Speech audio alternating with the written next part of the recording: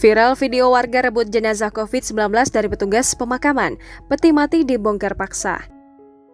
Sebuah video yang memperlihatkan warga mengusir petugas satuan COVID-19 yang hendak memakamkan jenazah viral di media sosial.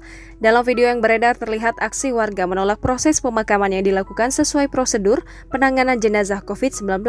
Peristiwa itu terjadi di rumah duka di Desa Singa, Kecamatan Herlang, Kabupaten Bulukumba, Sulawesi Selatan pada Rabu 30 Juni 2021. Ketua Tim Pemakaman COVID-19 Bulukumba, Muhammad Suparto mengatakan rencananya saat itu petugas akan segera memakamkan jenazah tersebut. Namun setelah mobil jenazah tiba, sejumlah warga datang dan mengambil paksa peti lalu dibawa masuk ke rumah duka. Petugas pengubur jenazah COVID-19 Bulukumba Muhammad Sarul mengatakan saat itu dirinya mendapatkan tugas penguburan secara COVID-19 dari Dinas Kesehatan Bulukumba. Namun ketika sampai di lokasi, sejumlah keluarga pasien menolak.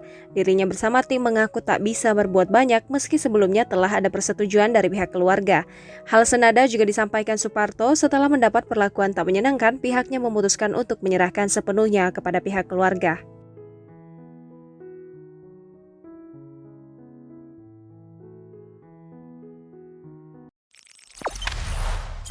Jangan lupa subscribe, share, komen, dan like ya.